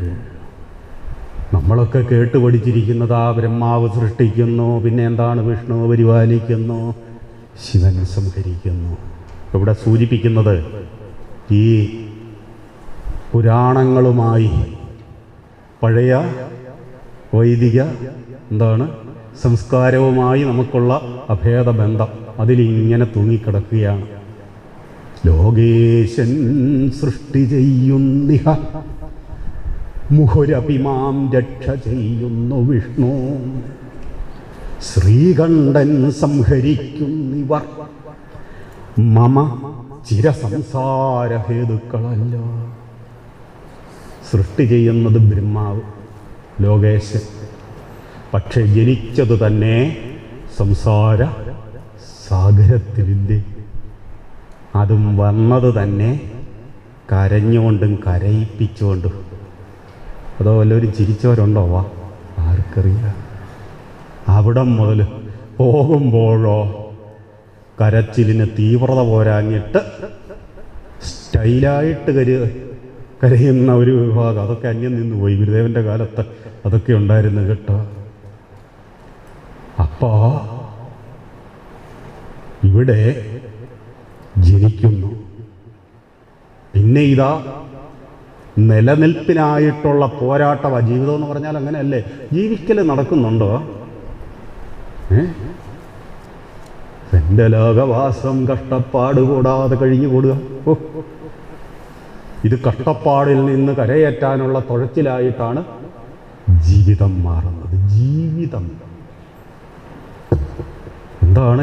ഏത് കർമ്മത്തിലൂടെയും നമുക്കും കിട്ടണ ഒരു തൃപ്തി. ഇത് കർമ്മം ചെയ്യുന്നത് വാശിക്ക്, തോപ്പിക്ക് അല്ലേ? അങ്ങനെയല്ലേ ഉപാധി. നിഷ്കാർമ്മകർമ്മം എന്ന് പറയുന്ന ഒന്നുണ്ടോ? അപ്പൊ ഇവിടെ ചിര സംസാരഹേതുക്കളല്ല. ബാക്കി തന്നെ പിടിവിട്ടുകളും കേട്ടോ. വിശദീകരിക്കാതെ പോകുന്നതുകൊണ്ട് സംശയിക്കേണ്ട കേട്ടോ. കണക്ട് ചെയ്ത് വരും. ശോകം ചേർക്കുന്ന ജന്മക്ഷയ രുചകൾ അശേഷം കെടുക്കും. കടാക്ഷം തൂകും തുല്യം വെടിഞ്ഞുള്ളൊരു ഗുരുചരണം. മനോഹരമായൊരു പ്രയോഗം. സാധാരണ ജന്മം എപ്പോഴും പ്രശ്നത്തിൽ കൂടെ തന്നെയാണ് ജനിക്കുന്നത്. പാപാത്മാക്കളായതുകൊണ്ടാണ് ജനിക്കാനിടവന്നത് കേട്ടോ. പാപമില്ലായിരുന്നെങ്കിലോ സകല പാപങ്ങളും അവിടുന്ന് കവർന്നെടുത്തിരുന്നെങ്കിൽ ഒട്ടുവിൽ നിന്റെ പരമപദം പ്രാപിച്ച് മുക്തനായി തീർന്നേന് കേട്ടോ. ജനിച്ചു എന്ന് പറയുമ്പം തന്നെ അതിൻ്റെ അർത്ഥം, ഇനിയും ജനിക്കുമെന്ന് പറഞ്ഞാൽ അതിൻ്റെ അർത്ഥം പരമപദം പ്രാപിക്കാനുള്ള ശുദ്ധി നമുക്ക് ആയിട്ടില്ല. ഇവിടെ ജനിക്കുന്നു, വളരുന്നു, ക്ഷയിക്കുന്നു. രുചകൾ, രോഗമല്ലേ? അത് ശരീരത്തിന് മാത്രമായിരുന്നെങ്കിൽ വല്ല തൈലവും പുരട്ടിയാൽ മതിയായിരുന്നു. അതിലും വലിയൊരു മഹാരോഗമുണ്ട്. എന്താണ്? രാഗാദിദോഷം. രാഗാദിദോഷമകലക്കളവാനും എൻ്റെ രോഗാദിയൊക്കെയും അകന്ന. സുഖം വരുന്നത് എപ്പോഴാ? ഇത് പോകുമ്പോഴാ കേട്ടോ. പോകണമെങ്കിൽ എന്ത് ചെയ്യണം? ഇത് അശേഷം കെടുക്കും. അയ്യോ, അതോ കൊടുക്കുമെന്നാണോ?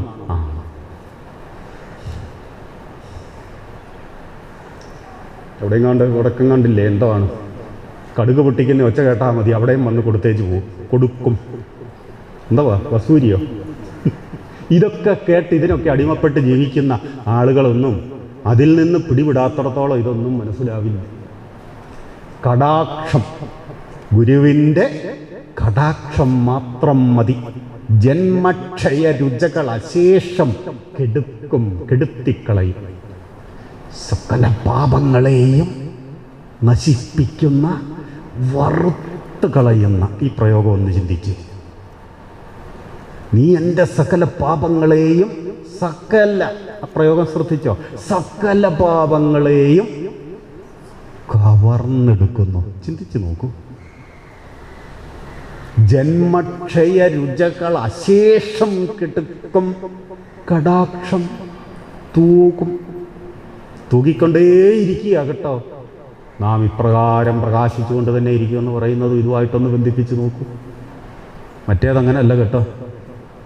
ഒരു വിളക്കിൻ്റെ ഒരു തിരി കെട്ടുപോയാൽ മതി, അവിടെ ശക്തിയുടെ പകുതി കെട്ടും. അതിന് പരിഹാരം വേറെ ചെയ്യണം. ഇത് തന്നെ ഇവിടെ നമ്മൾ പ്രയോഗിക്കുക. എൻ്റെ ദൈവമേ, ഒരേ സമയം നാം ഇപ്രകാരം പ്രകാശിച്ചുകൊണ്ട് തന്നെ ഇരിക്കുമെന്ന് പ്രാർത്ഥിക്കുകയും ചെയ്യും. അവിടെ നിമിത്തം ഒരു കരിന്തിരി കത്തിയാൽ അതിന് പരിഹാരമായിട്ട് ലക്ഷം ദീപം തെളിച്ചുകൊണ്ട് അതിന് പരിഹാരവും ചെയ്യും. ഇതൊറ്റ കാര്യം മാത്രമേ ചെയ്താൽ മതി. എന്താ? നമ്മൾ ഇതൊക്കെ ഒന്ന് അറിഞ്ഞാൽ മതി കേട്ടോ. ഒന്നാം പടിയാണിതറിയുക. തുല്യം പിടിഞ്ഞുള്ളൊരു, ശ്രദ്ധിച്ചോ അത്, ഇതിനോട് തുല്യമായി മറ്റൊന്ന് പറഞ്ഞതാ. അതുണ്ട് സ്വാമി. ഇതെന്നതാ? ചുമ്മാ ഒരു മുണ്ടും പുതച്ച്, ഒരു മുണ്ടും കൊടുത്ത്, ഒരു കടുക്കം പോലും ഇട്ടിട്ടില്ല. മറ്റേത് നോക്കുന്നേ, വളവളാ മിന്നുന്ന വസ്ത്രം.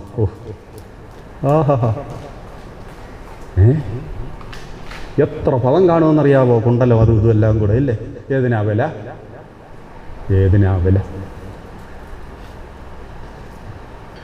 അപ്പം അവിടുന്ന് അങ്ങ് പിടിവിട്. തുല്യം പിടിഞ്ഞുള്ളൊരു ഗുരുചരണം. ഇതൊന്നും ഒറ്റയടിക്ക് നമ്മൾ പഠിക്കേണ്ട, പയ്യെ പടിപടിയായിട്ടല്ലേ ഇനി വീണ്ടറയണം മറ്റൊരവസരത്തിൽ. നോക്കൂ, ഇനി ലോകേശൻ അതൊക്കെ പോട്ടെ, പുരാണ സങ്കല്പമല്ലേ, ഭാവന ലോകത്താണ്. അതിൻ്റേതായ സങ്കേതബദ്ധമായ ചില കാര്യങ്ങളുണ്ട് അതിന്, അതങ്ങ് വിട്. പക്ഷെ പ്രത്യക്ഷമായിട്ട് നമുക്ക് അനുഭവമായ ഒന്നുണ്ട്. എന്തവാ? അമ്മ ഇല്ലേ? സങ്കല്പലോകത്താണോ അമ്മ? സങ്കല്പലോകത്തിലായിരുന്നോ അച്ഛൻ? അല്ല. എല്ലാം നമുക്ക് ദത്തമായത് മാതാവിലൂടെയാണില്ലേ? ദൈവമേ, ആ മാതാവിനെ പോലെയാണ് ഗുരു. എങ്ങനെ? കരുണ. മാതാവെ പോൽ മനസ്സിൽ കരുണ. അത് പിന്നെ വിശദീകരിക്കുക. ജനകനെ പോലവേ ക്ഷേമചിന്ത. രണ്ടും തമ്മിലുള്ള വ്യത്യാസം. അമ്മ കരുണ ചൊരിയും. ഇപ്പൊ പല്ലെടുക്കാൻ നേരത്ത് കുഞ്ഞിന് വേദനിക്കുന്നോ? ഇല്ല. എന്താ? കുഞ്ഞിന് നോകുന്നത് അതിലും വേദനയാണ് അമ്മയ്ക്ക്. കരുണ. പക്ഷെ പിതാവിനോ? സകലമൊക്കെ ഒന്ന് അനുനയിപ്പിക്കും. അതിൻ്റെ നെഞ്ച് പിടയ്ക്കുന്നുണ്ടെങ്കിലും ക്ഷേമചിന്തയുള്ളത് കൊണ്ടറിയാം, ഇവൻ്റെ ഇഷ്ടത്തിന് വിട്ട ഇതിവിടെ ഇരുന്ന് പ്രശ്നം ഉണ്ടാക്കും. അല്ല, അങ്ങനെ പിടിച്ച് കുത്തി വെപ്പിക്കുകയല്ലേ? ക്ഷേമചിന്ത. രണ്ടും തമ്മിലുള്ള വ്യത്യാസം. ഇത് രണ്ടും ഗുരുവിനുണ്ടായിരുന്നു. കരുണയുണ്ടായിരുന്നു, എന്നാൽ ചില കാര്യങ്ങളിൽ കാർക്കശ്യം ഉണ്ടായിരുന്നു. അത് കരുണയോടെയുള്ള കാർക്കശ്യമാകട്ടോ. അങ്ങനെയുണ്ട് കേട്ടോ. അപ്പോൾ ഇതെല്ലാം നോക്കിക്കഴിഞ്ഞ് അങ്ങോട്ടും ഇങ്ങോട്ടും ഒക്കെ കണക്ട് ചെയ്തുകൊണ്ട് ഇതിൻ്റെ പൂർണ്ണാർത്ഥം മനസ്സിലാക്കാൻ പറ്റുകയുള്ളൂ. മാതാവേ പോൽ മനസ്സിൽ കരുണ, ജനകനെ പോലവേ ക്ഷേമചിന്ത, ഭ്രാതാവേ പോലെ എന്തുണ്ടിതു ഹൃദി സഹജ സ്നേഹവും മോഹമന്യേ. ത്വമേവ മാതാ ച പിതാ ത്വമേവ. വേറെ ആശ്വാസം നൽകുന്ന ഒരു മന്ത്രമല്ലേ? അയ്യോ, തീരാൻ പോവുക അല്ലേ? അതുകൊണ്ട് ഈ മന്ത്രമൊക്കെ ഇച്ചിരി സന്തോഷം നൽകുന്നതാണ് അല്ലേ കുഞ്ഞെ? നോക്കൂ, ഒരേ സമയം മാതാവും പിതാവും ബന്ധുവും, എന്താണ് സഖാവ്, സഹോദരൻ അല്ലേ? ഭ്രാതാവ്, സഹോദരൻ. നോക്കൂ,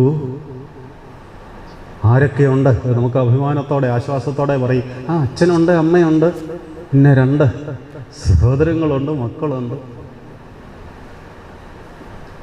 ഇതിനേക്കാൾ മീതെയാണ് ഒരേ ഒരു ഗുരു. ഒരേ സമയം മാതാവായും പിതാവായും, ഇതാ എന്താണ്, ഭ്രാതാവായും, അതിനുപരി സാക്ഷാൽ വേദമെന്ന് പറഞ്ഞാൽ അറിവിൻ്റെ ആ പൂർണ്ണതയെന്നാണ്. ഞാൻ പറഞ്ഞു തരുന്നേ, ഞാൻ അറിഞ്ഞത് മാത്രമേ പറഞ്ഞു തരുന്നുള്ളൂ. എനിക്കറിയാവുന്നതല്ലേ പറഞ്ഞു തരാൻ പറ്റൂ. മറ്റേതങ്ങനല്ല. സാക്ഷാൽ അറിവ് തന്നെ, വേദം അറിവ്. നാം ശരീരമല്ല, അത് തന്നെ. അത് കേവലം 2 തരത്തിലുള്ള അറിവുണ്ട്. പരാവിദ്യ, ആത്മവിദ്യ അല്ലേ? പിന്നെ ഭൗതികജ്ഞാനം. ഈ 2 കാര്യത്തിലും പൂർണ്ണതയെന്ന് പറയുമ്പോൾ വിശ്വസിക്കാൻ പറ്റുമോ? വേദത്തെ പോലെ ഓതുന്നറിവ്, അതറിഞ്ഞു കഴിഞ്ഞാൽ പിന്നെ അറിയാനൊന്നുമില്ലെന്നാണ് അതിനെക്കുറിച്ച് പറഞ്ഞിട്ടുള്ളത്. പരമമായ അറിവ് തന്നെ നേരിട്ട് നമുക്ക് കിട്ടുകയാണ്. അതുമാത്രമോ, നൃപതിയെ പോലെ പാലിച്ചിടുന്നു. നൃപതി സാക്ഷാൽ നരൻ്റെ പതി ആയിട്ട് രാജാവ് അനുഭവപ്പെടണമെങ്കിൽ എപ്പോഴും ആ സാന്ത്വനവും സുരക്ഷയും അല്ലേ പ്രജയ്ക്ക് തോന്നണം. എവിടെയാണോ ഭയരഹിതനായി ആത്മവിശ്വാസമുള്ളവനായി സത്യനിഷ്ഠനായി ഒരുവൻ, അവന് മാത്രമേ തൃപ്തിയുള്ളൂ, ആശ്വാസമുള്ളൂ, അല്ലേ, സമനിലയുള്ളൂ. ഒരു നൃപതി ഇതിനെയെല്ലാം പാലിച്ചു പോകാൻ, നയിച്ചു പോകാൻ ഒരു നൃപതി. അങ്ങനെയുള്ള ഒരു രാഷ്ട്രം ക്ഷേമരാഷ്ട്രമാകും. ഇവിടെ കേവലം അധ്യാത്മ ഉപദേശം ചെയ്തുകൊണ്ട് മാത്രം ഇരിക്കുകയാണോ ചെയ്യുന്നത്?